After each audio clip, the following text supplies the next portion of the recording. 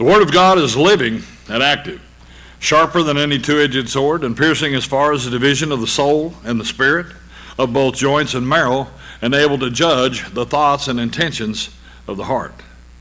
All Scripture is inspired by God and profitable for teaching, for reproof, for correction, for training in righteousness, so that the man of God may be adequate, equipped for every good work. The Bible tells us to be diligent, to present yourself approved unto God, a workman who does not need to be ashamed, accurately handling the word of truth. And as always, we assemble together to fulfill the royal imperative of 2 Peter 3:18, to grow in the grace and knowledge of our Lord and Savior, Jesus Christ. Well, as we open the word of truth today, we continue our study in Zechariah chapter 9, and we're on verses 6 and 7. By way of review, we know that chapter 9 begins with the burden of the word of the Lord. And it says that this burden of the word of the Lord is against the land of Hadrach, with Damascus as its resting place. This is where the burden of the word of the Lord sets, in the land of Hadrach, on Damascus. Land of Hadrach, an ancient region that is nowhere on maps to be found other than something that you may find in a dusty library somewhere way in the back. However, the Lord says, for the eyes of men, especially all of the tribes of Israel, are toward the Lord. This means at this time in the future, as the burden of the word of the Lord executes God's divine judgment on the nations, that the men from all over the world, all observers, all men, all women, all believers of all time, everybody in the world will be looking toward the Lord to see how his divine judgment is executed. He goes on to say in verse 2, and Hamath also, which borders on it, Tyre and Sidon, though they are very wise. Well, as we know in our study, this is a prediction of about a time in history when we saw a time where God raised up a new ruler in the world, and another one was taken down. This was the time of Alexander the Great, whenever he came through into the eastern Mediterranean region, conquering nations. Those that would surrender to him, he didn't punish them, but those that resisted, he was very brutal in his attack against them. Well, in verses 3 and 4 it says, for Tyre built herself a fortress and piled up silver like dust and gold like the mire of the streets. He says, behold, the Lord will dispossess her and cast her wealth into the sea. She will be consumed with fire. Of course, anytime we think about fire in the Bible, we're talking about judgment, something that purifies things, something that, of course, also destroys things in certain ways. Of course, there's nothing else like the blood of Jesus Christ that saves and purifies those who believe in him.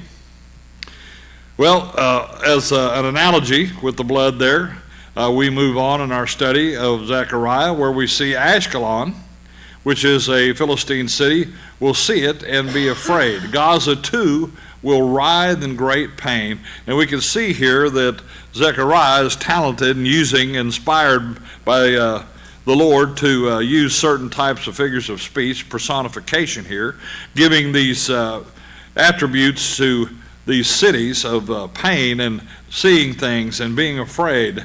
He goes on to say also Ekron, for her expectation has been confounded. He says, moreover, the king will perish from Gaza, and Ashkelon will not be inhabited. And we know that the king, of course, in Gaza, he resisted Alexander, and of course they wrapped a rope around his feet and drug him around town until he died. Moving on, verses 6 and 7, it says, and a mongrel race will dwell in Ashdod, and I will cut off the pride of the Philistines, and I will remove their blood from their mouth, and their detestable things from between their teeth. Then they also will be a remnant for our God, and be like a clan in Judah, and Ekron like a Jebusite. Well, you may remember in our study that we've seen these particular cities on the eastern Mediterranean coast, Ekron, Ashdod, Askelon, Gaza, these particular cities that fall under the burden of the word of the Lord. This map here, of course, is from the kingdom period from years ago.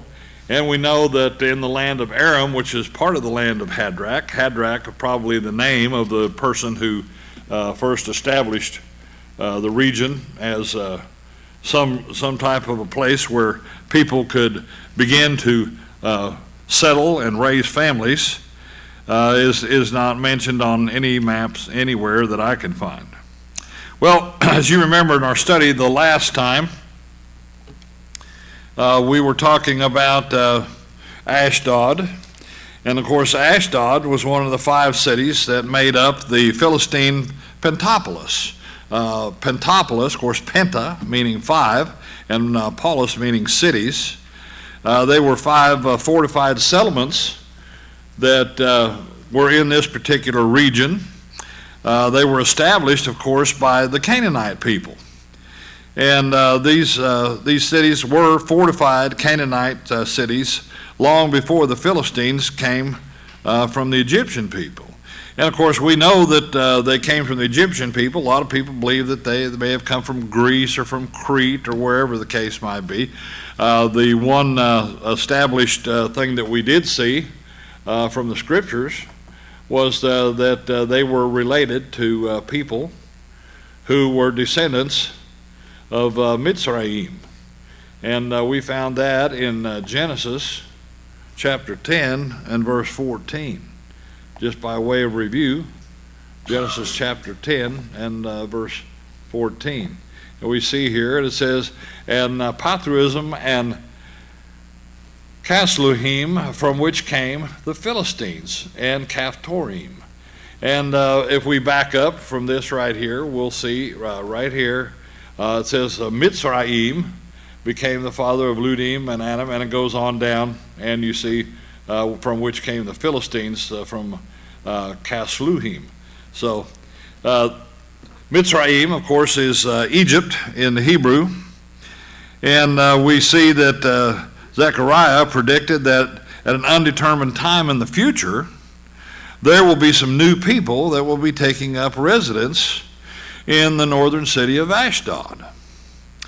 In our context, if you will, Zechariah used a certain noun, mamazir, metaphorically, to identify mixed race people who worship foreign gods, pagans, with whom the Lord prohibited his people to marry. You remember back in the Old Testament, in Deuteronomy and other passages, that the Lord prohibited his people from marrying the people that were living in the land, the Canaanites. He told them, don't let your sons and your daughters get married to these people because they'll take them away and they'll worship foreign gods. It was very simple. The Lord gave commands. He gave prohibitions, and these people went right in and they obeyed every word that God said, right? No, they didn't. They didn't.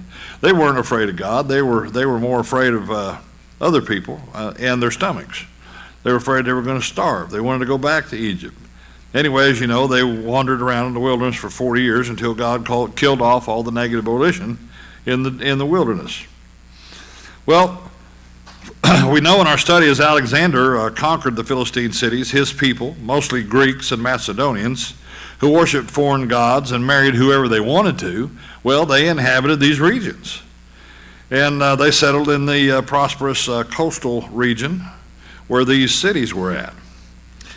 Well, we know the Lord had a plan to transform these arrogant and proud pagan people, the Philistines, into a people for himself. That's obvious in the verses that we've read here, verses 3 and 4, 5, 6, and 7. God has these ideas, these plans, if you will.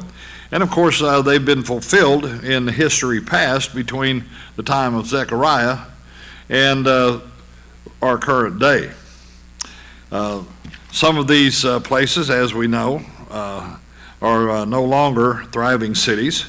And they have, matter of fact, there is a city in Israel, Ashdod, and there is another city, Ashkelon.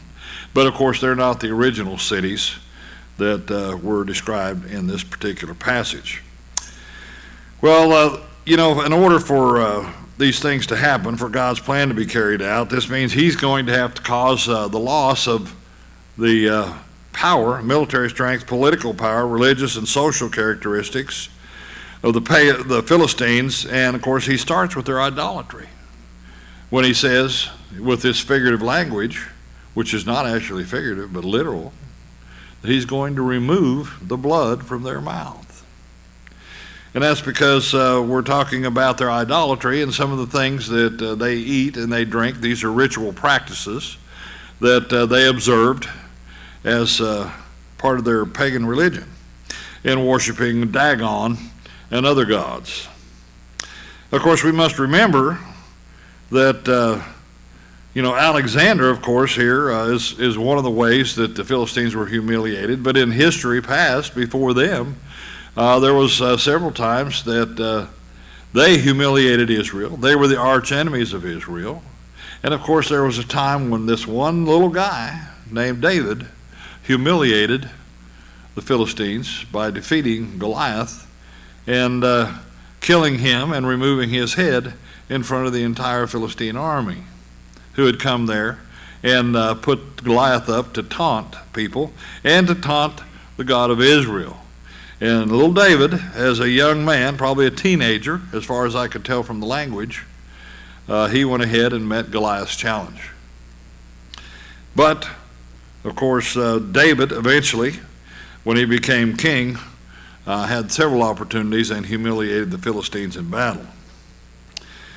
Well, as we move on today in our notes, beginning on page 399, continuing our exposition of verses 6 and 7.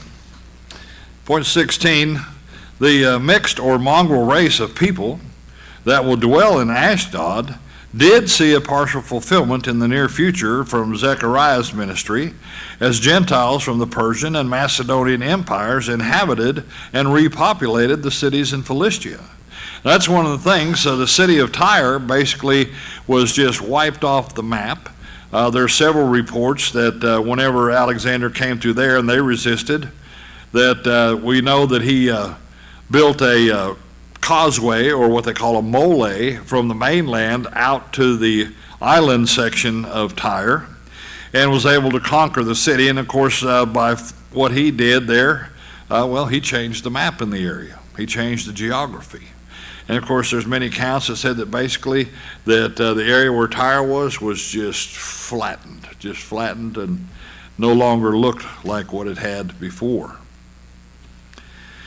Well, point 19, keep in mind that Ashdod was in northern Philistia and about midway between Ekron and Ashkelon, and it was one of the chief Philistine cities that featured a temple for the worship of their gods, the worship of the pagan deity, of course, known as Dagon. Now, we've got a little map here that I can bring up. And this one here, where you may be able to, hopefully you can see some of this anyway. But I put the red stars in there where we've got different cities. You can see Tyre at the upper part of the map there on the eastern Mediterranean coast. And from Tyre down to where Ashkelon is, it's about 40 nautical miles. Now you think about that, and a nautical mile is just a little over a regular mile. And when we deal with this kind of a situation, you say, well, how could somebody possibly see something from 40 miles? Well, if any of you have ever taken a trip out to Ishan's Chicken in Okarche, and you just start on your way back and you'll roll over a bridge out there, which is about 35 miles away from Oklahoma City, and you can see some of the buildings in downtown Oklahoma City. So it's not anything that's not an absolute reality to be able to see 40, 50, maybe even 60 or 70 miles away, something that far away. And when you talk about a fire, a big fire and smoke rising up, that's usually something that you can spot, especially along the seacoast. When you're looking out across the water and you can see down there, and it probably looked like the water was on fire, the edge of the water. But these people saw this, and of course they were afraid whenever Alexander came into the area. But you can also see on this map here that Ashdod, where the bigger star is there, is in the northern part, and it's basically right between Ashkelon and Ekron. When we consider these things, the Bible is very clear and very plain and tells the truth of the matter. And dealing with this particular passage, we've looked at this recently, 1 Samuel chapter 5, verses 1 and 2. It says, "Now the Philistines took the ark of God and brought it from Ebenezer to Ashdod. Then the Philistines took the ark of God and brought it to the house of Dagon and set it by Dagon." It's my understanding that the 5 cities of the Pentapolis, each one of those had a temple for Dagon in their city. Dagon was the father of the pagan gods, the multiple pagan gods that the Philistines worshipped. Well, that was the thing back in the day whenever there was an unauthorized battle with the Philistines. Well, there was people that died, about 34,000 people that died, and of course they stole the Ark of the Covenant, which they had for several months, and decided the best thing to do was to give it back because there was all kinds of things that were happening to the Philistine people. Well, point 20, as Zechariah continued to write his inspired historical and prophetic record, he figuratively described 3 future actions that will be caused by the Lord, actions that will humble the Philistine people and eliminate their idolatry. Point 21, according to the burden of the word of the Lord would cause the first of 3 future actions, and that is, Vihekerati Geon Philishetim, which is translated, and I will cut off the pride of the Philistines. And of course, this is a clause that speaks divine judgment. He's going to cut off the pride of the Philistines. Well, this is something that occurs here. We say that God's going to cause these things because we have a verb form in the Hebrew, the hifil verb form, which is causative. So you might as well say, and I will cause the pride of the Philistines to be cut off. Well, point 22, according to the prophet Isaiah, the Lord had planned a future time when he will deal with all the nations and people who are proud and arrogant. Now, if we look back to Isaiah, one of the major prophets of the Old Testament, Isaiah chapter 2, verses 10 through 17, and you may know some people, and you think, well, they're pretty proud and they're pretty arrogant people. And, you're kind of looking for God to do something with them here and now. Well, God gets around to it. He has his time. But here in Isaiah it says, enter the rock and hide in the dust from the terror of the Lord and from the splendor of his majesty. He says, the proud look of man will be abased, and the loftiness of man will be humbled, and the Lord alone will be exalted in that day. He said, for the Lord of hosts will have a day of reckoning against everyone who is proud and lofty, and against everyone who is lifted up, that he may be abased. And that's a strong word for basically they'll be humiliated. And it will be against all the cedars of Lebanon that they are lofty and lifted up, against all the oaks of Bashan, against all the lofty mountains, against all the hills that are lifted up, against every high tower, against every fortified wall, against all the ships of Tarshish, and against all the beautiful craft. There's nothing left out. Nothing left out. In verse 17 he says, the pride of man will be humbled, and the loftiness of men will be abased, and the Lord alone will be exalted in that day. Well, point 23, known for their arrogance and defiance of the Jews and their God, the Philistines worshipped a plurality of gods, and they were long-term enemies of the Lord's people from history past. And you say, well, when did this all start? When did it start? Well, let's go back to Genesis chapter 26. Genesis chapter 26 and verses 12 through 18. Well, you see, there was a few things that happened. People brought some things on themselves. But anyway, here we see, now it says, Isaac sowed in that land and reaped in the same year 100-fold. And the Lord blessed him. And the man became rich and continued to grow richer until he became very wealthy. For he had possessions of flocks and herds and a great household, so that the Philistines envied him. Now all the wells of which his father's servants had dug in the days of Abraham his father, the Philistines stopped up by filling them with earth. Well, that's kind of a dirty trick, isn't it? Kind of a dirty thing to do.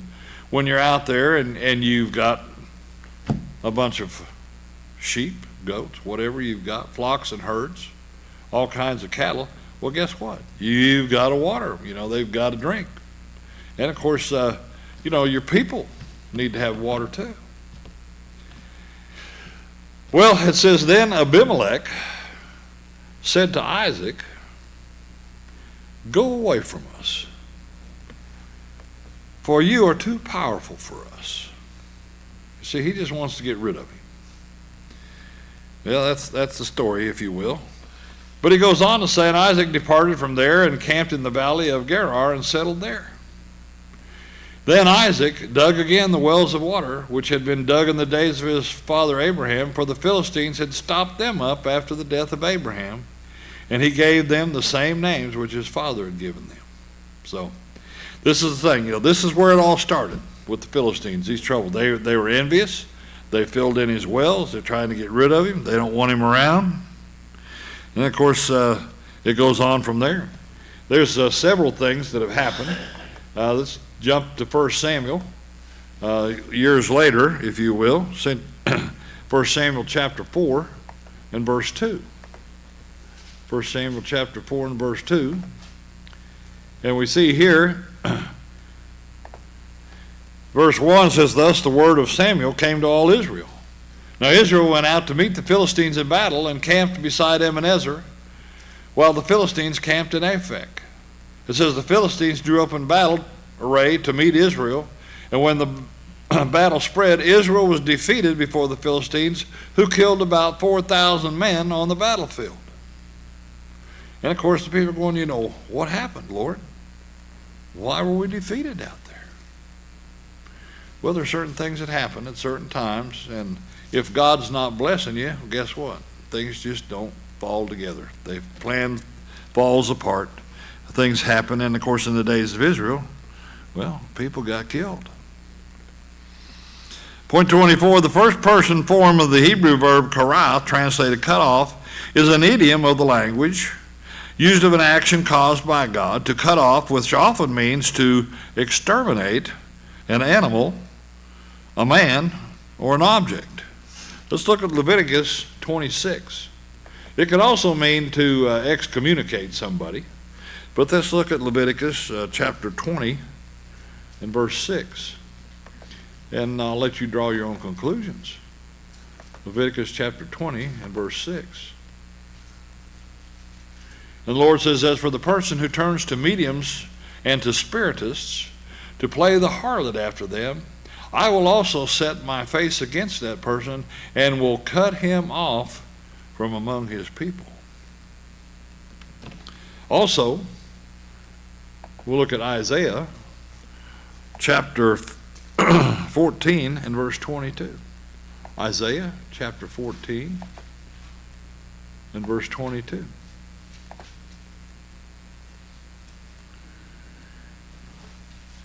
And here the prophet speaks for the Lord. He says, I will rise up against them, declares the Lord of hosts, and I will cut off from Babylon name and survivors, offspring and posterity, declares the Lord.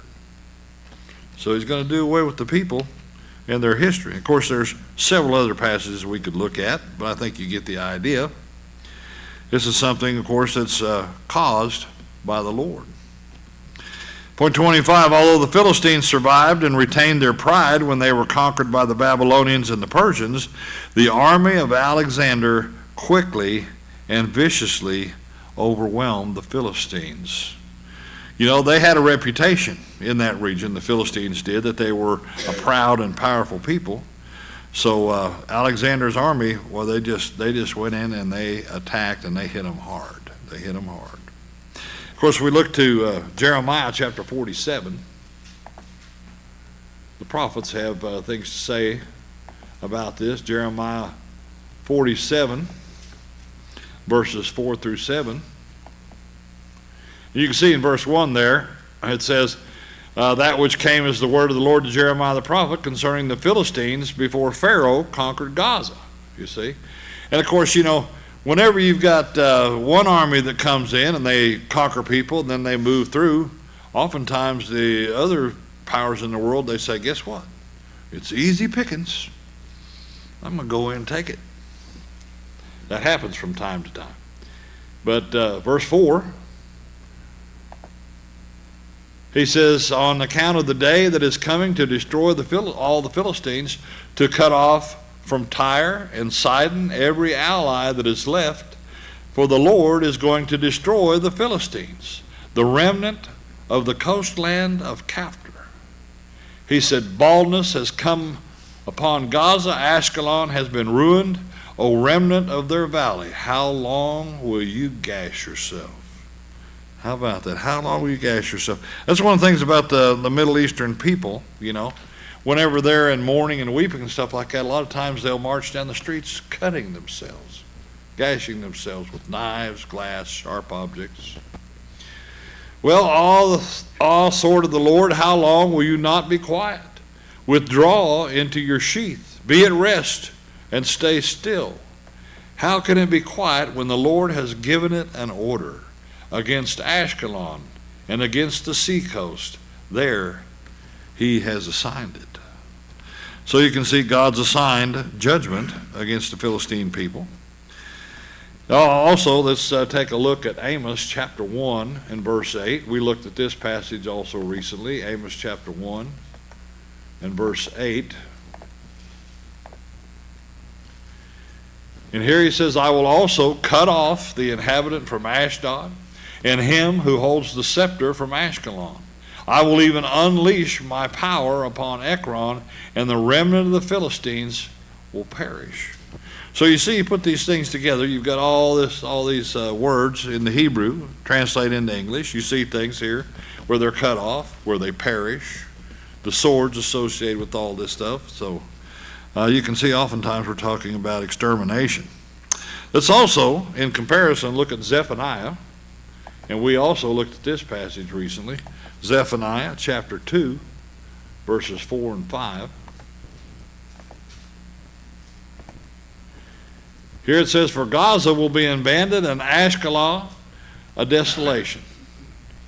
Ashdod will be driven out at noon and Ekron will be uprooted.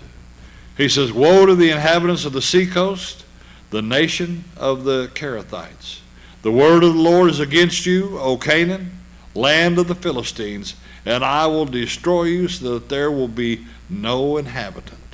Well, there's times throughout history that in these cities, the cities of the Pentapolis of the Philistines, they were uninhabited. All kinds of things happened. It's just amazing. I never realized how much went on in that particular part of the world until I had to study it.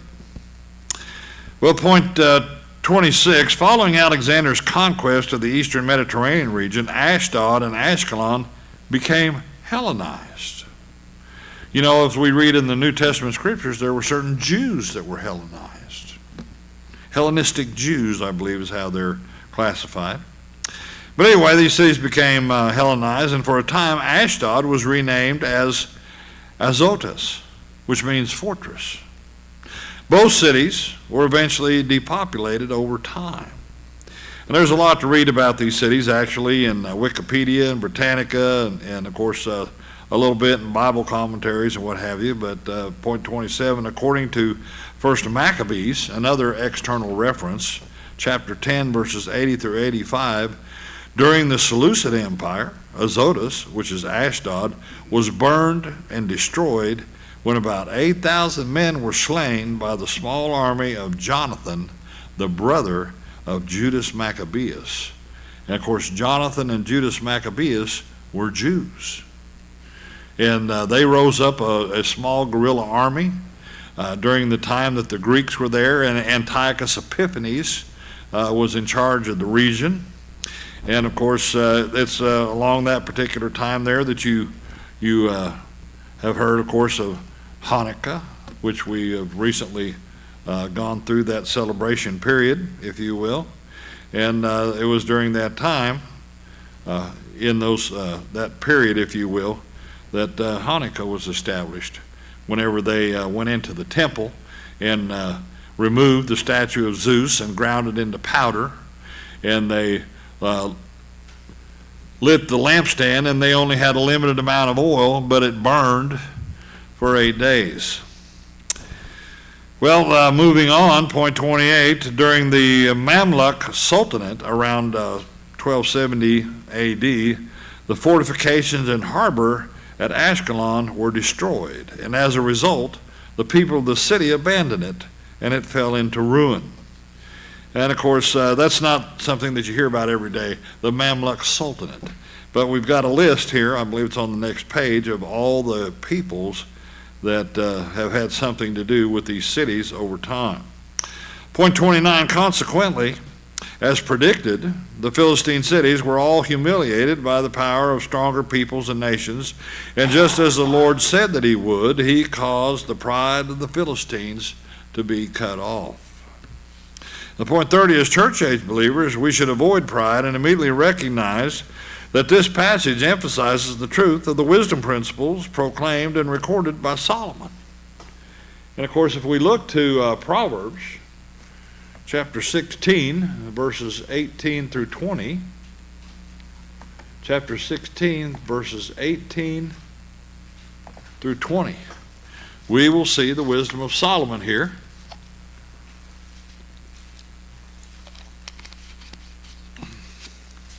And in verse 18 he says, pride goes before destruction. And you probably had a Bible at one time that says, pride comes before the fall, and a haughty spirit before stumbling.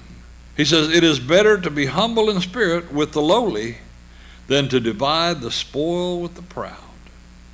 He who gives attention to the word will find good, and blessed is he who trusts in the Lord.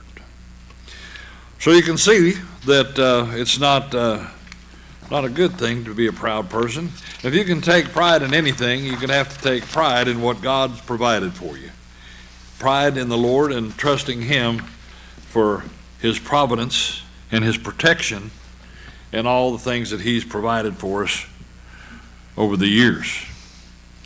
Point 31, throughout history, the ancient city of Ashdod was established and or captured, destroyed, indwelt, inhabited, rebuilt, repopulated, and depopulated, and or ruled by the following people, nation, or empire.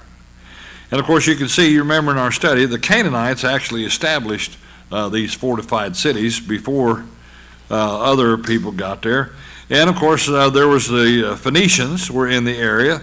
The Philistines, were also involved. And of course, there was one time, I believe it was King Uzziah, that actually ruled over the Philistines at one time, that particular area, Philistia, if you will.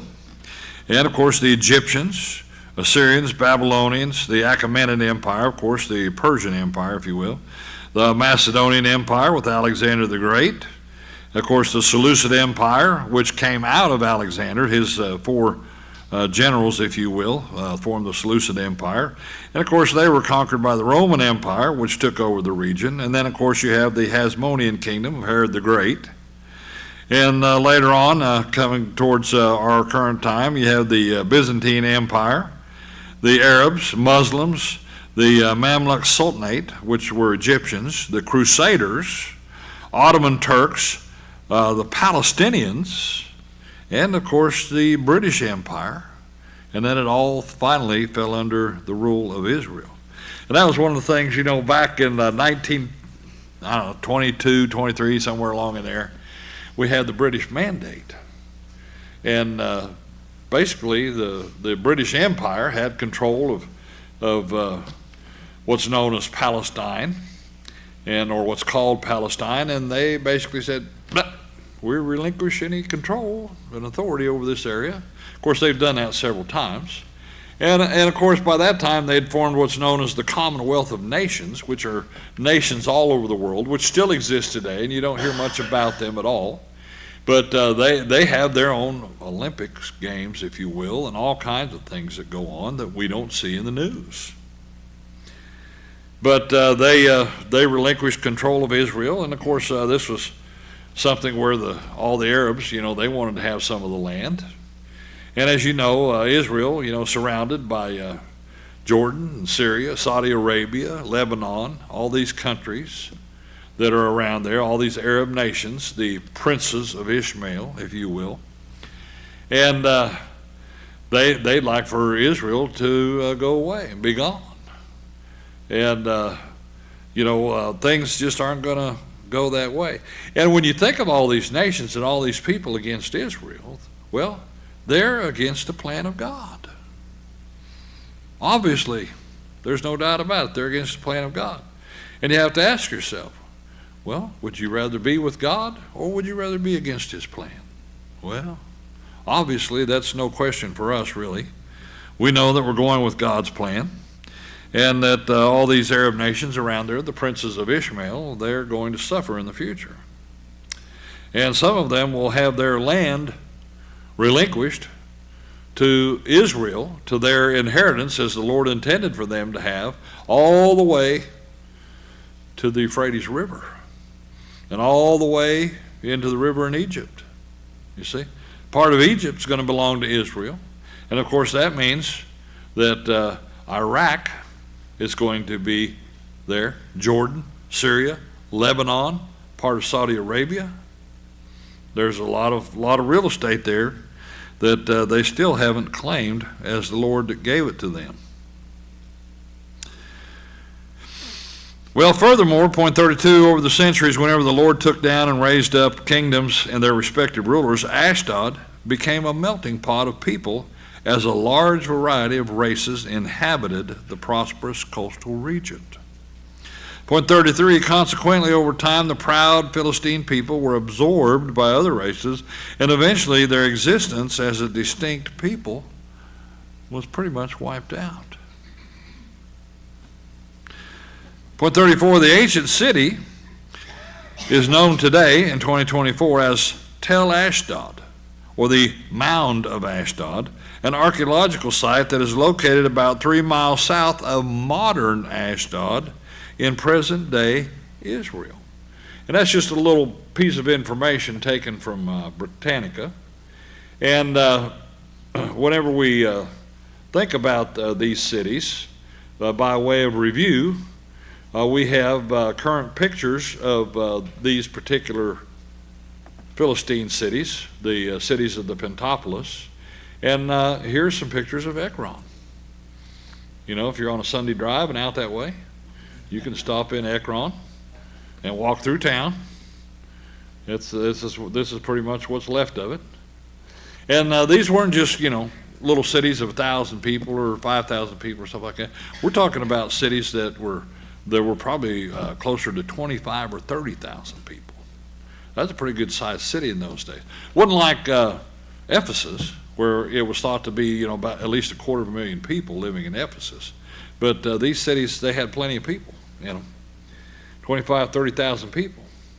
And you think about some of these things in history about these armies that came in and conquered. There was times just like Alexander. Alexander was a military genius. And oftentimes he was way outnumbered. But he knew so much about warfare and how to go into battle and conquer people that, and of course, he was a power that God raised up. So, he went undefeated for a long time. But again, here you can see one of the wells in Ekron. And of course, there's information in inscription that was found in Ekron about the city. And then, of course, you have the ruins of Ashkelon. And you can see that, it looks like a tropical paradise. See the palm trees, right? No, not quite. But anyway, not far inland, off the coast, you can see these things. Obviously, there was a an outdoor amphitheater built there at one time. I'm not sure who built it. And then, of course, we think about Gaza. And, of course, I saw two pictures on the internet. This next picture right here, you can see the ruins of Gaza here. And there was one picture before this happened, but you can see this is, as you would see it now, after the war had started last October. And, of course, we've got a guy here. This has become a tourist attraction. Of course, people are going there even though there's things that are going on. And you can see some of the ruins here, and they've got a pavilion set up back behind it. Here's another area, tourist attraction, if you will. And you can see there's a modern wall there under that gate and that arch there that you see. And some places they have to go in and they have to build up structures to support what's there so they don't crumble and fall away.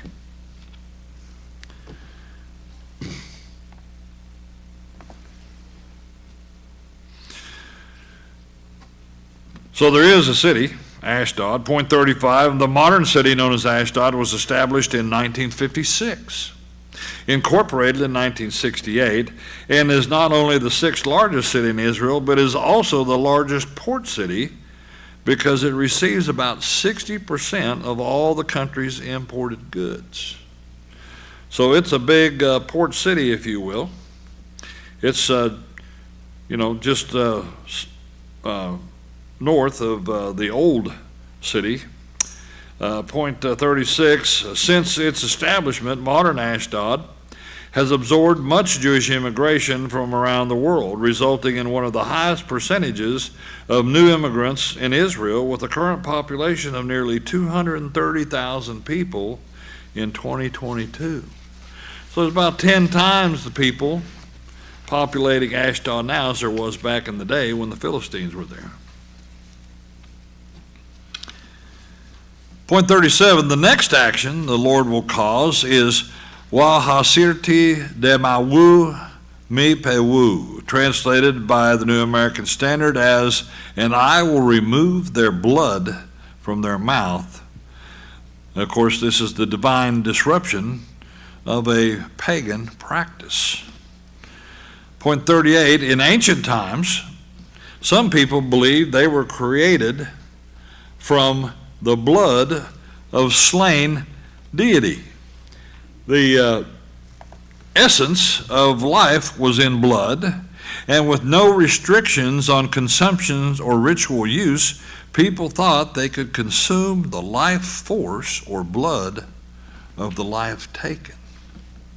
Now that's kind of a weird idea, but you can see something similar to that in what is said when we consider what God says in His Word in the Old Testament, where He says the life is in the blood. And when we think about that, the life is in the blood, well, the blood that circulates through your body carries oxygen all over to your organs, all the parts of your body, your muscles, ligaments, all kinds of stuff. All your nutrition goes throughout your body through your bloodstream. And if you didn't have that, well, guess what? You would die. It's just that simple. It's just that simple. Oftentimes they flip-flop for times in first aid, CPR training and stuff like that. But for a while, they weren't worried about giving people breaths. They said, if you're doing CPR, just do compressions and just keep that blood circulating through the body. That's something that's very important because there's still oxygen in the blood. And the idea, of course, is to keep your organs alive and functioning as much as possible. Point 39, it seems obvious that only the Lord could intervene and take away the common pagan ritual wherein the Philistines consumed the blood of animals, which was strictly prohibited by God and the law. If you think about this, we go all the way back to Genesis chapter 9 and verse 4. Genesis chapter 9, verse 4, and of course this is right after the flood. And God's given all these orders to Noah. He says, only you shall not eat flesh with its life, that is, its blood. See? So One way or another, you've got to get the blood out of whatever flesh you eat. That's the way it is. That's one of the things, and I know some people, they go to a restaurant and stuff, and they want it rare, It's like, it's the cowboy way, Knock its horns off, wipe its behind, and throw it on a plate, Well, I don't like my steak like that, I like it hot, I like it cooked. It could be a little pink in the center, but I don't want to have some bloody thing laying on my plate. I'm not going to eat that, Now, we all know that whatever God provides, sanctified with prayer. But of course, we shouldn't test God either. Also, if we look at Leviticus chapter 7, we see under the law what's said about these things. Leviticus chapter 7, verses 26 and 27.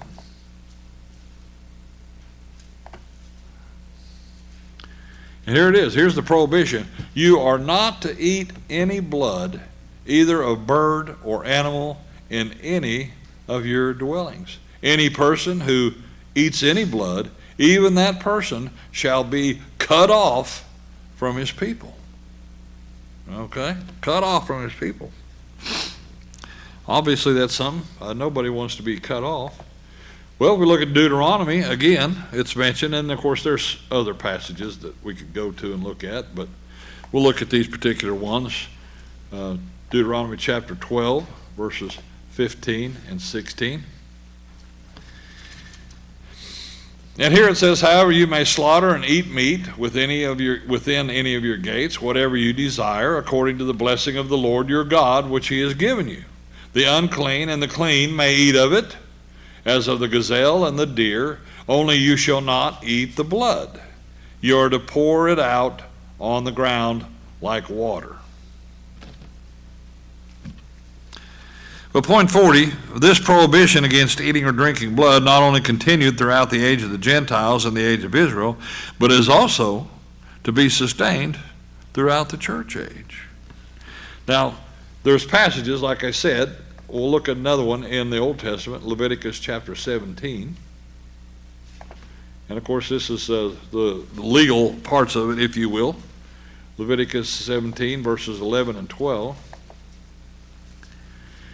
And here it says, for the life of the flesh is in the blood. And I have given it to you on the altar to make atonement for your souls. For it is the blood by reason of the life that makes atonement. Therefore I said to the sons of Israel, no person among you may eat blood, nor may any alien who sojourns among you eat blood. You see, the life is in the blood. This is something that God realizes. This is something that is not to be consumed in that manner. You see, the blood, of course, is something, as we look forward, is a purifying agent, the blood of Christ, if you will. This is something that we know, according to what we see in the New Testament, that is of course, a representative analogy, because we know that Christ's blood wasn't just flung all over people, but he shed his blood on the cross for our sins. Let's also look at Acts in the New Testament. Acts chapter 15. Verses 19 and 20. Acts chapter 15, verses 19 and 20. And Paul here is saying some certain things, if you will. It's the council at Jerusalem. This isn't Paul speaking, but anyway, it says this is one of the disciples. He said, therefore it is my judgment that we do not trouble those who are turning to God from among the Gentiles, but that we write to them that they abstain from things contaminated by idols, and from fornication, and from what is strangled, and from blood. See, this is one of the things that they look at and they say, in other words, for us to remain pure under our belief system, these are things that they need to do. Now, some people would say, well, the original disciples are being legalistic and putting restrictions on these Gentiles. But obviously, when you consider all these things, a lot of people would say, well, if you eat like a Gentile, well, you might be a Gentile. If you look like a Gentile, maybe you're a Gentile. If you look like a Jew, maybe you're a Jew. There's all these things. What people eat, what can they dress like, what goes on in their lives. Let's also look at Acts 21:25. And here we see a reiteration of what was said. And here in Paul's visit to Jerusalem, this is brought up again. But concerning the Gentiles who have believed, we wrote, having decided that they should abstain from meat and sacrifice to idols, and from blood, and from what is strangled, and from fornication. So there's certain things here that are still going on. But we look to 1 Corinthians, and of course Paul's dealing with a bunch of pagan nations. You have to understand that. Paul's dealing with these pagan nations, and they're into all kinds of stuff. 1 Corinthians chapter 10, verse 20. And of course Paul's, he's in a discussion about food and all kinds of things. And Paul says, no, but I say that the things which the Gentiles sacrifice, they sacrifice to demons and not to God. And I do not want you to become sharers in demons. That's the thing that you have to think about. If people are eating food, and this is something that's involved in some type of ritual, and they're worshiping who knows who or whatever kind of God, it's something you don't want to be involved in, obviously. Also in verse 28, Paul goes on to say, but if anyone says to you, this is meat sacrificed to idols, he says, do not eat it, for the sake of the one who informed you, and for your conscience sake. Yeah. And that's the thing, if you ever travel and you go into the into Asia, anywhere like that, you're going to see that their diet is a little bit different than what we have over here. Now there's parts of the United States where people from Asia and from other European countries have settled in here. It's just like in Florida.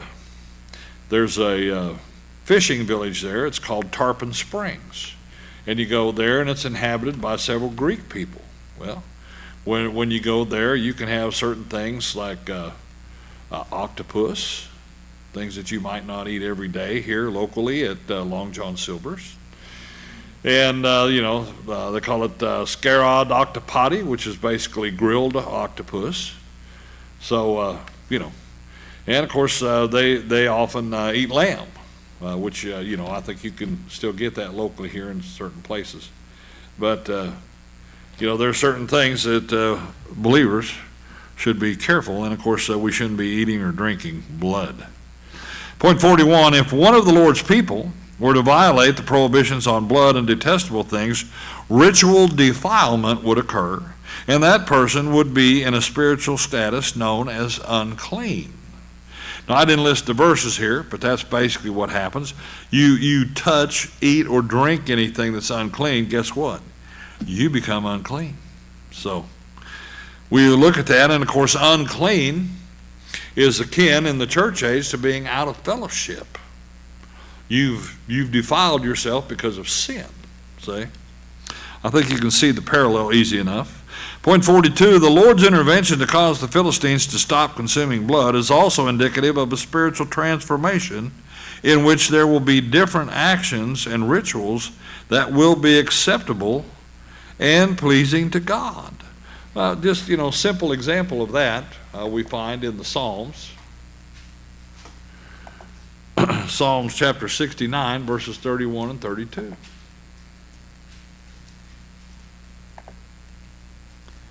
Psalm 69, verses 31 and 32. And of course, this is a psalm of David.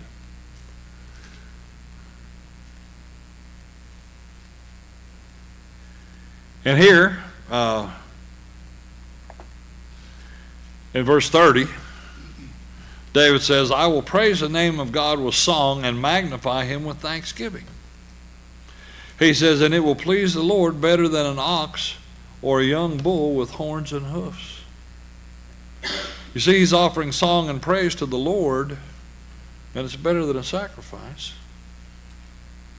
He said, the humble have seen it and are glad. You who seek God, let your heart revive.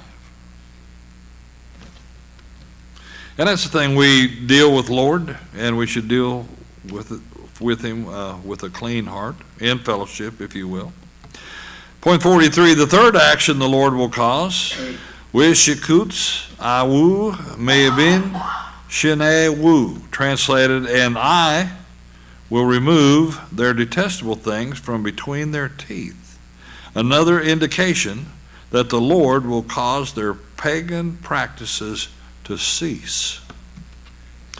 Point 44, detestable things are unclean and or forbidden foods that were not only sacrificed to foreign gods or idols, but they were also to be consumed by the one who offered them. And that's the things, of course, you know, the Jews had a particular diet, and of course they did not eat pork and a lot of other different things. And there was a list of these things. We find those, in Leviticus chapter 11. Leviticus chapter 11, verses 9 through 20. Leviticus 9 through 20.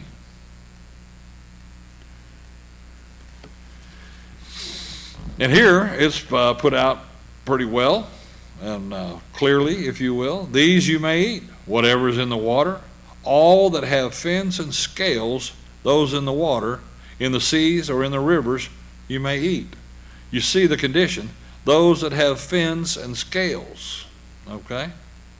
But whatever is in the seas and in the rivers that does not have fins and scales, among all the teeming life of the water, and among all the living creatures that are in the water, they are detestable things to you, and they shall be abhorrent to you. You may not eat of their flesh, and their carcasses you shall detest. Whatever in the water does not have fins and scales is abhorrent to you. You see, it's repeated. He said, these moreover you shall detest among the birds. They're abhorrent and not to be eaten. The eagle, the vulture, the buzzard, and the kite, and the falcon in its kind, every raven in its kind, the ostrich, the owl, the seagull, and the hawk in its kind, the little owl, and the cormorant, and the great owl, and the white owl, and the pelican, and the carrion vulture, and the stork, the heron and its kind, and the hoopie, and the bat. All the winged insects that walk on all fours are detestable to you, especially those flies, when you're trying to eat. Well, these things are detestable, yet these you may eat among all the winged insects which walk on all fours, those which have above their feet jointed legs with which to jump on the earth. Well, as the story says, it goes on and on from there. But anyway, there's certain things in the diet that were authorized by the Lord. Also, if we look at this other little verse here, Numbers 25:1 and 2, if you will. Numbers 25, verses 1 and 2. And here, while Israel remained at Shittim, the people began to play the harlot with the daughters of Moab. For they invited the people to the sacrifices of their gods, and the people ate and bowed down to their gods. So as I said earlier, they did not obey everything that God told them to do. He put out all the warnings, prohibitions, and commands, and they did what they wanted. Point 45, the obvious prediction is that the Lord will cause the Philistines to stop the worship of false gods and idols at some undetermined time in the future, when they will seek the Lord and be joined to him. And we'll stop there and we'll look at these verses when we get back. Sorry I ran a little long there.